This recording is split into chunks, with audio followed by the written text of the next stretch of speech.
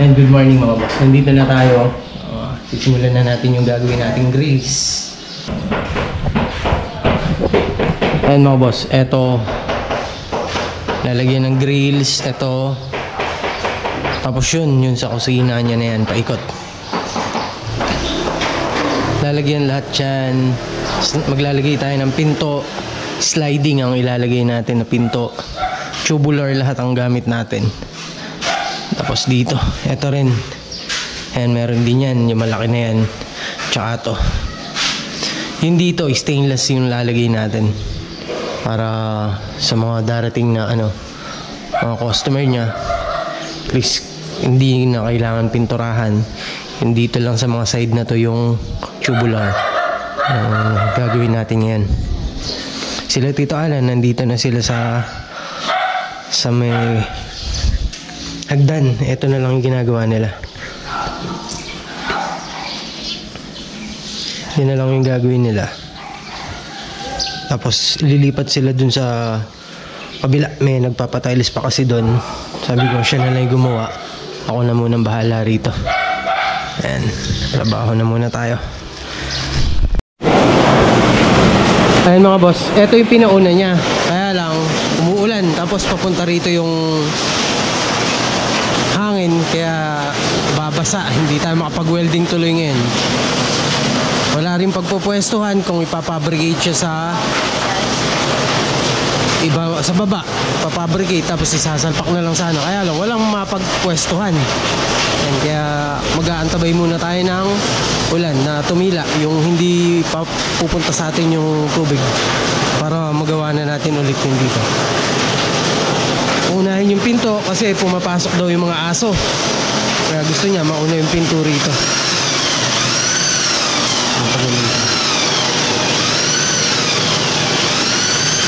Yan, may ganon, may liso yan sa taas.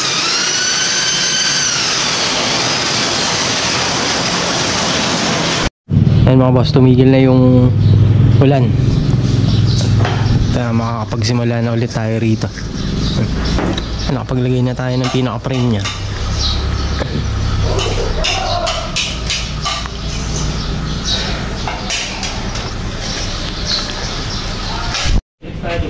Ayan yung mga pinaka-design nya mga boss. Marami pang kulang yan. Baga ano pa lang to. Dito pa lang yun sa gilid. Hanggang dyan pa lang yan sa may pinto. Para sa may pinto dito lang yan. Yung para dun wala pa. Tsaka dito sa mga bintana. Kasi ayun na yung ulan, gagabihin na tayo. Baka umulan na naman. Mapasma pa. Maghapon na tayo nagwe-welding. Ayan mga boss, simulan na natin ilagay yung mga ginawa natin design. Yung para dito sa pinto. Eto, hanggang dito lang. Yun doon, gagawin pa lang natin mamaya. Uunahin na natin to para mailagay natin pinto rito. Para daw yung mga aso hindi na nakakapasok. Ito yung mamadaliin natin ngayon para mayari kagad to. Gamit natin 1x2 by 1.5 yung kapal na tubular. Tapos yung mga design niyang pagganto 1x1. Tapos may 3/4 by 3/4. Puro 1.5 lahat ang kapal ng grills na gagawin natin dito. Ayan mga boss, ganyan lang yung pinaka-design ng ano natin. Medyo against the light. Ayan. Pag ganyan na niya ilalagay natin kasunod. Ayan siya.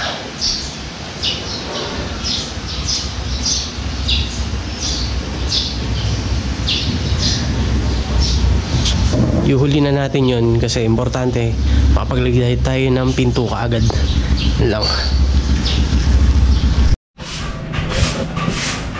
Ayan mga boss yung ano natin na ilagay natin na i-moldy na. Yung mga design na lang niya na pahalang ang ilalagay natin.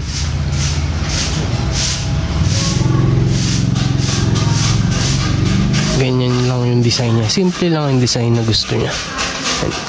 Ganyan lang siya.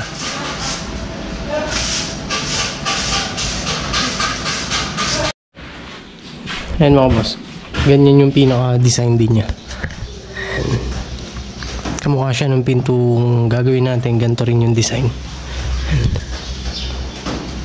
Tapos yung pinto niya ay sliding, yun yung gagawin natin.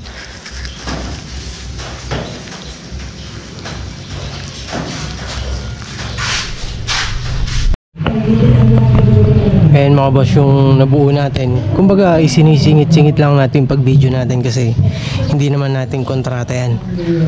Kinuha lang tayong arawan kasi tiwala naman daw siya na mabilis yung magiging trabaho.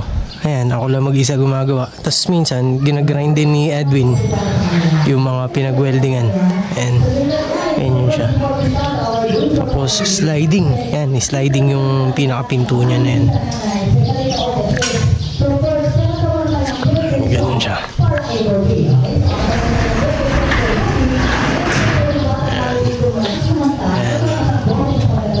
Tapos yun, pinagawan ko muna siya ng pinaka-plate niya rito para hindi makapasok yung mga aso. Tapos nilalagay na lang natin yung design dun. Yun na lang. Tapos pwede na natin gawin yung para dito, yung sa bahay. Ayan. Tapos pintura na lang, tapos na. Pasingit-singit lang yung pag video natin kasi nakakahiya. Kung saan ang kontrata natin to, maididire-diretso natin pag video natin.